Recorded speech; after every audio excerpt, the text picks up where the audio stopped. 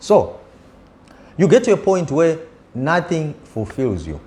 That's why you see people can start to have a small house, another house somewhere, because they are looking for that satisfaction and excitement. But that excitement only comes from pursuing your passion, working, doing work that brings you value.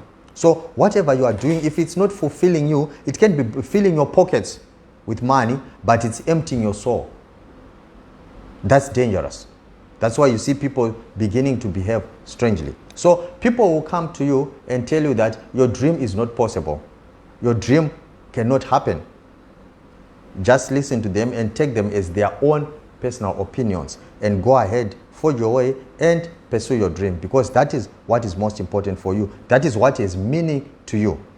All right, keep going, Ozzy. Thank you so much. So now, what you need to understand, this is, for me, I think this was quite eye-opening, and it helped me a lot, especially when I go to those moments when things were tight.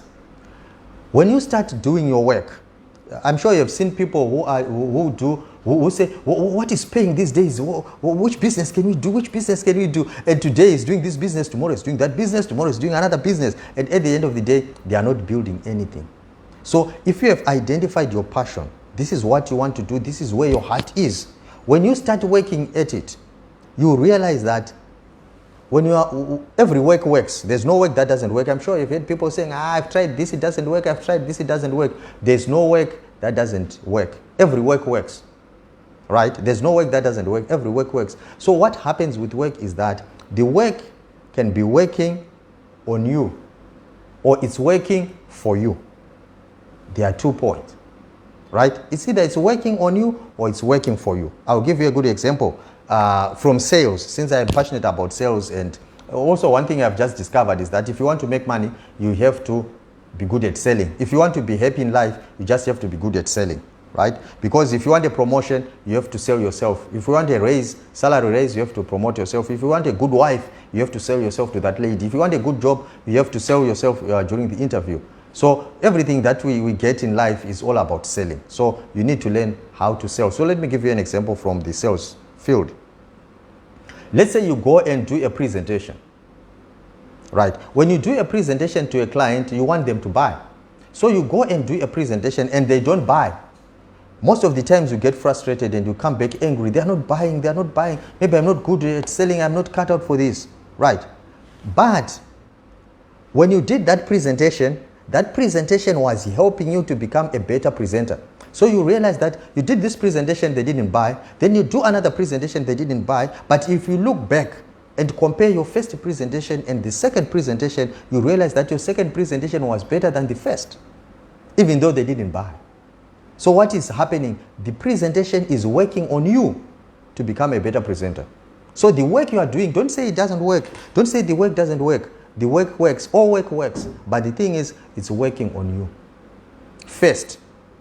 So after the work has worked on you, after some time, it then gets to a point where it's now working for you, where you then go and you do a presentation and people buy.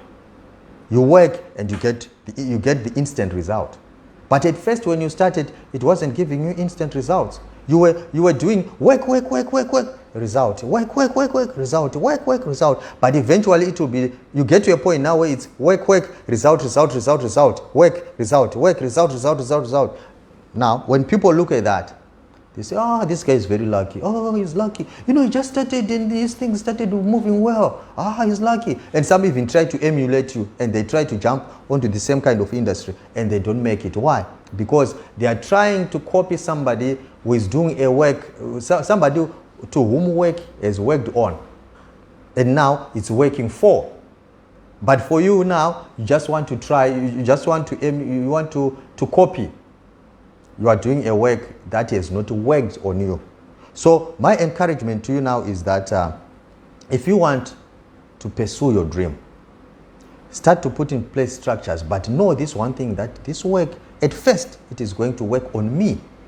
So the best work that you should be doing now is to work on yourself. For those of you that attended last week, I was saying that God said to men after he had created, today I'm going to give you again another nugget from the Bible, all right? So last week I was saying God said, be fruitful and multiply, replenish the earth, subdue it, and have dominion. So we're saying that you start by doing, because God said be fruitful. So you start by becoming, right? Be fruitful and multiply. Multiply now is a verb, it's a doing word. So you start by becoming, and then you do the work. And after you have done what needs to be done, you are going to have. So be fruitful, multiply, then eventually have dominion. So most of us, we are focusing on having. What can I have? What can I have? That's why you see people doing corruption. They are looking for money. They want money. What can they have? But if they become the kind of people that deserve it, they haven't. If they done the work that they should do to get it, they haven't. And so when they get that money, it's going to come back and haunt them, because they haven't followed the steps of be, do, and have.